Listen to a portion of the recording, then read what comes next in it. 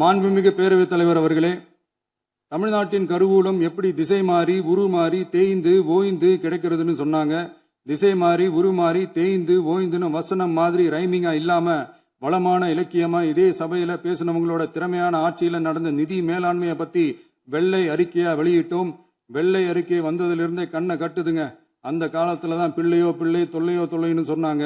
அதே மாதிரி தாங்க அவங்க ஆட்சியாலையும் அவங்களாலையும் இன்னைக்கு தமிழ்நாட்டுக்கே தொல்லையோ தொல்லை. இப்படி ஒரு நிலைமையை உண்டாக்கி வச்சுட்டு இவங்க சொல்றாங்க நமக்கு ஆட்சி செய்ய தெரியாதுன்னு. நம்ம அமைச்சர்களுக்கும் நம்ம சட்டமன்ற உறுப்பினர்களுக்கும் ஒன்றும் தெரியாதுன்னு. ஆமாங்க, எங்களுக்கு தெரியாதுதான். எங்க சட்டமன்ற உறுப்பினர்களுக்கும் அமைச்சர்களுக்கும் மக்கள் பணி செய்ய தெரிஞ்ச அளவுக்கு மக்கள் பணத்தை சுருட்ட தெரியாதுதான்.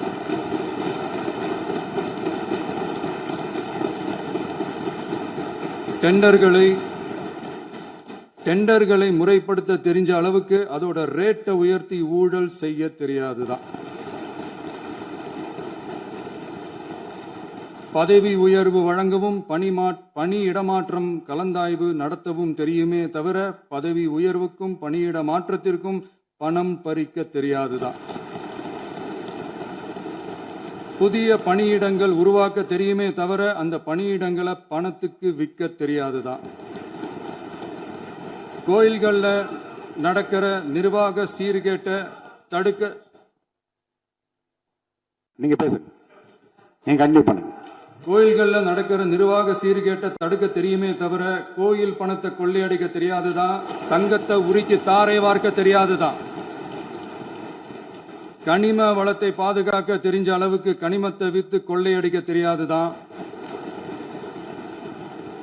அரசு வருமானத்தை அரசு கஜானாவுக்கு மாத்த தெரிஞ்ச அளவுக்கு அந்த பணத்தை தனிப்பட்ட கஜானாவுக்கு மடை மாத்த தெரியாதுதான். போதை கலாச்சாரத்தை தடுக்க தெரிஞ்சவங்களுக்கு போதை கலாச்சாரத்தை வளர்க்க தெரியாதுதான். நம்ம குடும்பத்தில் இருக்கிற பாட்டி அம்மா அக்கா தங்கச்சி குழந்தைங்களை பெண்களை மதிக்க தெரிஞ்சவங்களுக்கு ஓசி பஸ்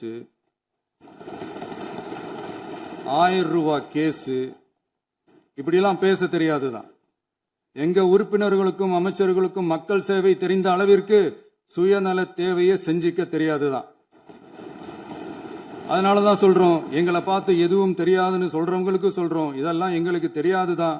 உங்களை மாதிரி முறைகேடுகளை செய்யறத நாங்க தெரிஞ்சுக்கவும் போறதில்ல, தெரிஞ்சுக்கவும் ஆசைப்படல. அத கடைசி வரைக்கும் எங்களுக்கு தெரியாமலே இருந்துட்டு போகட்டும். அதனால நாங்களும் எங்க மக்களும் வெரி வெரி ஹாப்பி தான்.